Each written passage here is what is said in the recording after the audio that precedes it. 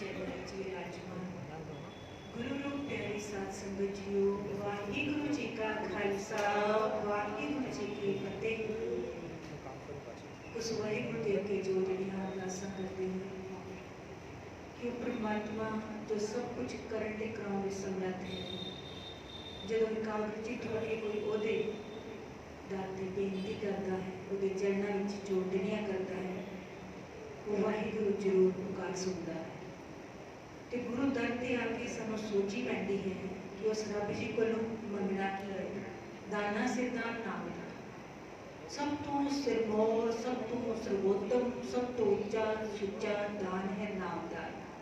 ते जेड़े ये दान मंग लेंदे ने ते जिस दी झोली विच वो त्रुट के ये दान पा दिंदा है, दात पा दिंदा है, कोई किणका पा दिंदा है, नाम दी कोई कणी पा दिंदा है, वो जाचक नहीं रह जाता, भिखारी नहीं रह जाता, वो रज जाता है, तृप्त हो जाता है। ऐसी बख्शिश, ऐसी रहमत किसी बिरले भागा वाले को नसीब होती है कि उस इस दर आके उस घर की सोची बनती है।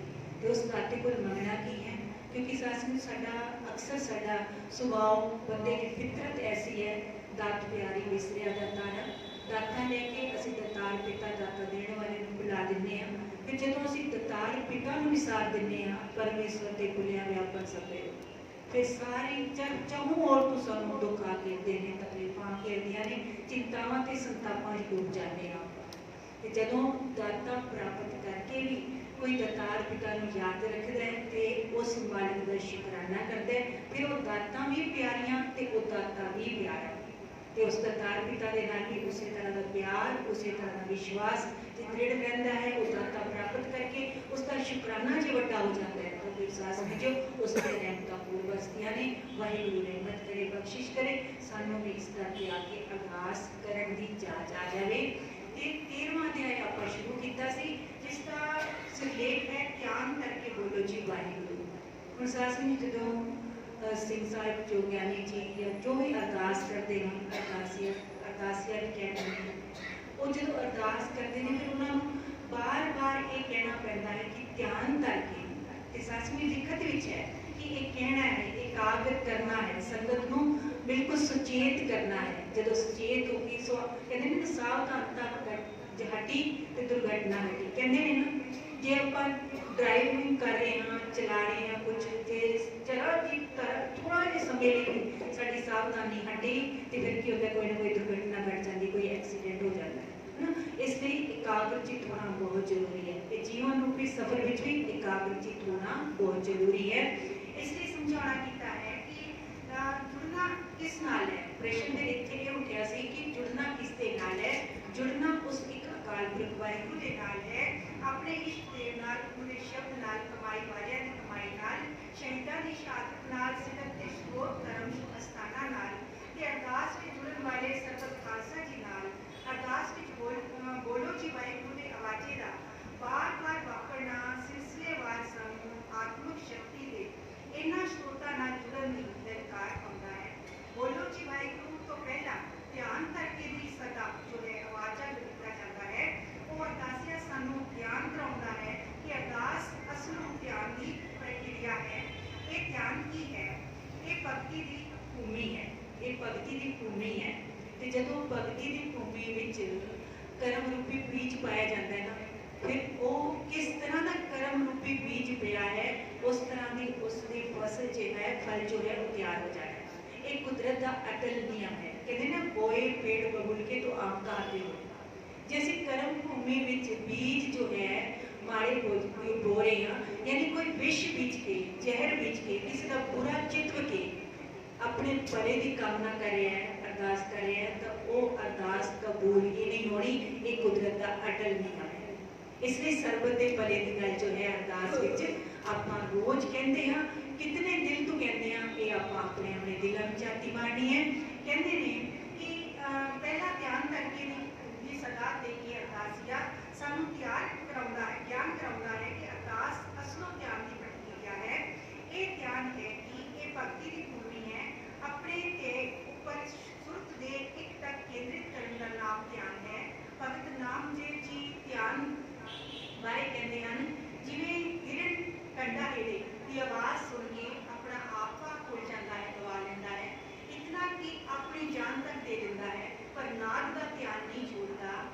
जिवें मच्छियां पकड़दा चीवर अपना ध्यान मच्छियां में लाई रखता है, सोना करदियां जिवें सुनियारा सोने वाली ध्यान लाई रखता है, जिवें जो विषय पुरख है उसका ध्यान विषय वासनावां वाल है, इसी तरह जिवें जुआ खेडण वाला जुआरिया कोटा सुट के पासे का ध्यान करता है, उवें हे राम मैं तेरा ध्यान करा ते बिना तेरे होर किसे नूं भी चित्त विच ना लियावां।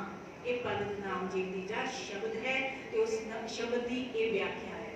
जिवें कोई किसी भी तरह किस भी काम विच लग्या होया है उसकी एकाग्रता उस विच कितनी बड़ी हुई है, उसी तरह ये सारे जिस तरह एकाग्र चित्त होके करते हैं, मैं भी वाहिगुरु जी ये परमात्मा जी बैठा लो जिस भी नाम नाल याद करते सन, मैं भी तेनों उसी तरह ध्यावां, उसी तरह तेनों याद करा, उसी तरह तू मेरे हर वेले मेरी स्मृति मंडल विच होवे, जदों मैं तेनों ध्यान करा तो इतनी एकाग्रता नाल करा कि मेरा ध्यान इधर उधर होवे ही ना, किंचित मात्र भी ना होवे। अरदास ऐसे ध्यान की विशेष अध्यात्मक प्रक्रिया है। सिख धर्म के अभ्यास पथ ध्यान का बड़ा मुख्य स्थान है। सिख परिभाषा में ध्यान को लिव भी आख्या जाता है। गुरमत विचारधारा ने लिव के तात दे के राह मन्ने हैं। तात माया का राह है, लिव नाम का मार्ग है। तात जो है वो जो है माया का राह है, मार्ग है, ते जो लिव है वो अध्यात्म का मार्ग है, उस परमात्मा नाल जुड़न का मार्ग है। माया प्रस्ति दी ते लिव जो खुदा प्रस्ति दी धारणा है, सिक्खी का मार्ग लिव का मार्ग है। इस विच लिव विहीन जिंदगी नूं व्यर्थ मनिया जाता है। ध्यान करके वाहिगुरु बोलण का आदेश असल विच लिव लाउण का संकेत है। केवल लिव राही माया विच रहिंदियां भी परमार्थ की प्राप्ति हो सकती है। सासंग जी संसार विच विचरण कर रहे हैं, परिवार विच विचरण कर रहे हैं, माया जरूरी है, बस माया ये सब कुछ है, ये सोच के माया के पीछे दौड़न वालियां नूं क्या है मायाकारी करना पड़ना। शब्द ना सुने को रोल कचोला, उन्होंने तो फिर गुरु का शब्द सुनाई नहीं देता, ਉਹਦੇ सामने तो साक्षात परमात्मा भी आ जाए ना, उसनों भी माया नाल ही तोलेगा। हुणे मैनूं उस तो माया मिल रही है तो मैं उस नाल व्यवहार रखा नहीं तो मेरा उसमें की वास्ता है। तो सास ने इसलिए कहते उसते मोतिया बिंदु तरंदा है माया का, माया प्रस्ती, माया प्रस्त ना बनिए, माया होना माड़ी गल नहीं है।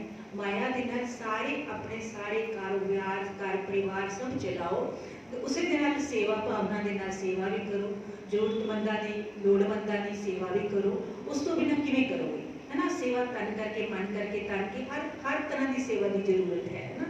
कुछ जिहड़े काम ने तन करके सेवा करके भी हो सकते, कार सेवा जिसनों आप आखदे मन करके भावना बनाओ, भावना बनावांगे तो वाहिगुरु वसीले भी बनावेगा, तो फिर सच में तन करके तन की भी लोड़ है। तो इसलिए माड़ा नहीं, माया माड़ी नहीं है, माया के विच गलतान हो जाना माड़ा है। तो इस तरह फिरका प्रस्ती बन जाने, माया विच लिव जुड़ी रहनी, हर रिश्ते को माया नाल जदों तोलन लग जाता बंदा, फिर सासंग जो ये मायादारी हो जाता है। ये समझाना कीता है, कहे नानक गुर प्रसादी जिन्हां ने लागी तिने विच माया पाया। गुर प्रसादी गुरु कृपा सदके जिन्हां दी लिव लगी है नाम दे विच, ते फिर सासंग उन्होंने माया विच हुंदे हुए भी रब जी को प्राप्त कर लिया है। उस वाहिगुरु दे नाल एक रूपता हासिल कर रही है, उस वाहिगुरु विच लीन हो जाना, उस परमात्मा के चरणों का ध्यान कर लेना, उस मालिक तो ही आस ते विश्वास रखना। ते सासंग कहते ना मुताजी जिहड़ी है ना, लोकां दी मुताजी जिहड़ी वो बहुत दुखदाई है ना, क्योंकि उसके विच वो बंदा जो तुहाडी उस वेले मदद कर रहा है तो वो तुहानूं किसी स्वार्थ करके भी कर सकता है, भावना करके भी कर सकता है, पर उसकी एक उम्मीद रहती है फिर तुहाडे तो कि साडे मेरे मन मुताबिक चले है ना। तो वो परमात्मा है, इन्नियां दातां दे के ना जतांदा है, ना वो कुछ कहता है, ना किसी तरह की उसके नाल फिर शर्मिंदगी बनानी बनती है ना। तो वो परमात्मा का गुर प्रसाद, जब गुर प्रसाद विचकार होगा, गुरु की कृपा नाल बंदा माया विच रहिंदे होए भी माया विच गलतान नहीं होता, हर रिश्ते नूं माया नाल नहीं तोलदा ना, माया की धारणा नहीं बना लेता। उठते बैठते सोते जागते माया का ही विचार चलना, कहते ये बंदे की बड़ी अदम स्थिति हो जाती है, उसको सूझता नहीं है, उसको सोची ही नहीं रहती, उसका इस तरह का सुभाव बन जाता है। कहते जिवें बार बार जो कर्म रिपीट होंदा है ना, ਜਿਹੜੇ ਕਰਮ ਨੂੰ ਆਪਾਂ ਮਨ ਕਰਕੇ ਵਿਚਾਰ ਕਰਕੇ ਬੁੱਧੀ ਕਰਕੇ ਸੋਚ ਸਮਝ ਕੇ ਕਰ ਰਹੇ ਹੁੰਦੇ ਹਾਂ, ਉਸ ਹਰ ਕਰਮ ਦਾ ਸੰਸਕਾਰ ਬਣਨਾ ਸ਼ੁਰੂ ਹੋ ਜਾਂਦਾ ਹੈ, ਕੁਦਰਤੀ ਬਣਨਾ ਸ਼ੁਰੂ ਹੋ ਜਾਂਦਾ ਹੈ। ਤੇ ਉਸ ਤੋਂ ਬਾਅਦ ਬਾਰ-ਬਾਰ ਰਿਪੀਟ ਹੁੰਦੇ ਕਰਮ ਸੰਸਕਾਰਾਂ ਵਿੱਚ ਤਬਦੀਲ ਹੁੰਦੇ ਨੇ। ਬਾਰ-ਬਾਰ ਦੇ ਰਿਪੀਟ ਹੁੰਦੇ ਸੰਸਕਾਰ ਜਿਹੜੇ ਨੇ ਉਹ ਸੁਭਾਅ ਦੇ ਵਿੱਚ ਰੂਪਾਂਤਰਿਤ ਹੋ ਜਾਂਦੇ ਨੇ। ਫਿਰ ਬੰਦਾ ਸੁਭਾਅ ਜਦੋਂ ਬਣ ਜਾਂਦਾ ਹੈ ਨਾ, ਕਹਿੰਦੇ ਨੇ ਸੰਤ ਨਾ ਛੱਡੇ ਸੰਤ ਕੀ।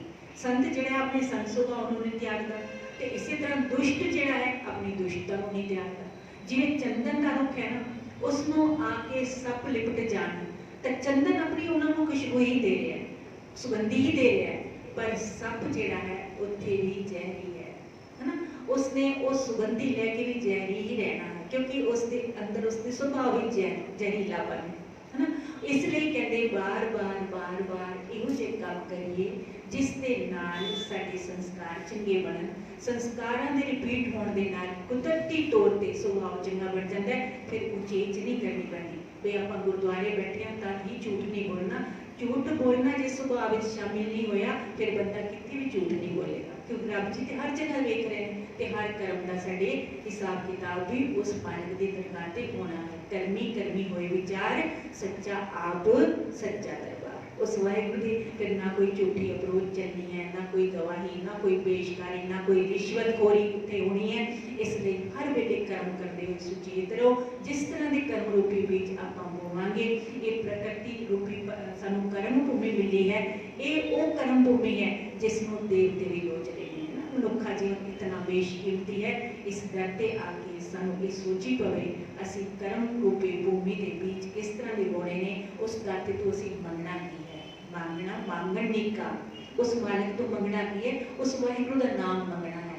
प्रभु से बड़ा प्रभु का नाम, अंत में ये निकला परिणाम। वाहिगुरु मेहर करे, बख्शिश करे।